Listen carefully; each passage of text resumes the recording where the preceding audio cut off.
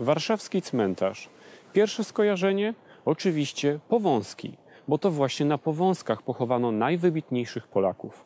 Ale cmentarz powązkowski nie jest ani najstarszą, ani nawet największą nekropolią stolicy.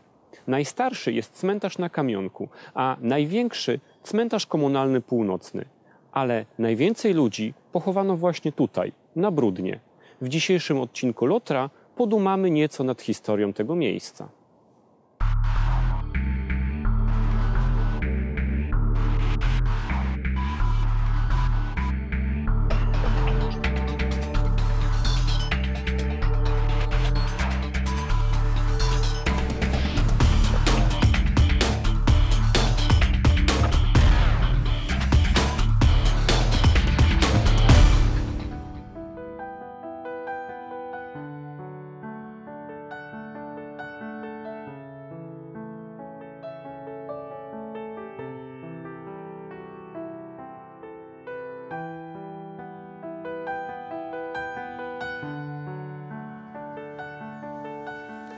W połowie XIX wieku, głównie za sprawą szybkiego rozwoju gospodarczego Królestwa Polskiego, ludność Warszawy zaczęła gwałtownie rosnąć.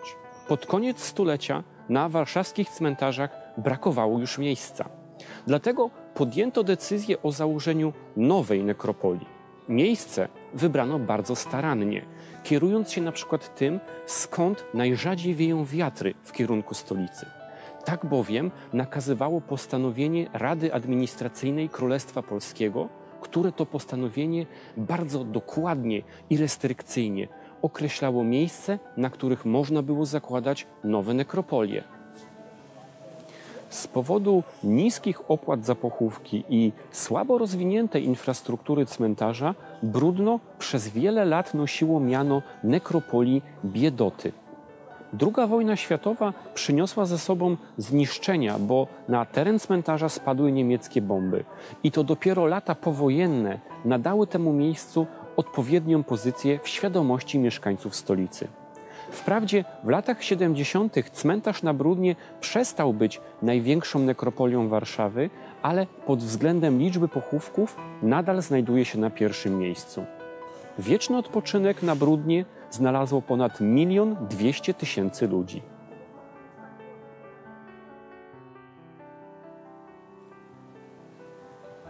Jedną z najznamienitszych osób pochowanych na Brudnie był bez wątpienia kardynał i metropolita warszawski Aleksander Kakowski. Człowiek o poglądach bardzo konserwatywnych, nawet jak na czasy, w których przyszło mu żyć, ale także żarliwy patriota, który swoją miłość do ojczyzny udowodnił nie tylko słowem, lecz i czynem. W czasie wojny polsko-bolszewickiej wezwał wszystkich księży do duchowego wsparcia walczących żołnierzy, a żeby dać dobry przykład, sam pojawił się na pierwszej linii frontu w czasie walk pod Radzyminem. Zaangażowany był również w pomoc najbiedniejszym i potrzebującym, na przykład poprzez wsparcie akcji katolickiej. Pięknym zwieńczeniem tej działalności kardynała była jego ostatnia wola. Polecił się on pochować właśnie tutaj, na Brudnie, w nekropolii najbiedniejszych i najuboższych. Jakkolwiek by nie oceniać Romana Dmowskiego, trzeba przyznać jedno. Wpływ tego człowieka na politykę międzywojnia i kształtowanie się postaw patriotycznych był po prostu ogromny. Na pogrzeb owego męża stanu mimo bojkotu nieprzychylnych mu środowisk przybyło ponad 100 000 ludzi. Byli tutaj hierarchowie Kościoła katolickiego, przedstawiciele władzy, np. prezydent Stanisław Wojciechowski, ale też wielu zwyczajnych ludzi. Był to rok 1939 i cmentarz brudnowski istniał już wiele lat, ale gazety nadal pisały o nim jako o nekropolii najuboższych.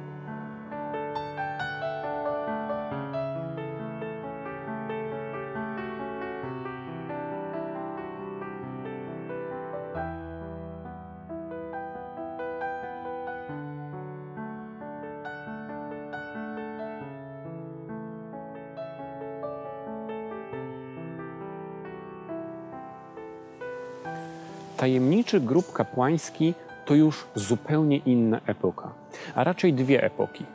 Ale po kolei. w latach 60. w Egipcie podjęto decyzję o budowie wielkiej tamy asuańskiej.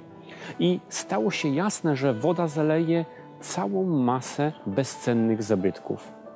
Polscy archeolodzy pod patronatem UNESCO zaangażowali się w prace wykopaliskowe, prace ratunkowe w Faras. Wiele znalezisk przetransportowano do Warszawy, w tym zmumifikowane szczątki biskupów, którzy działali na terenie ówczesnej Nubii pomiędzy VII a XII wiekiem.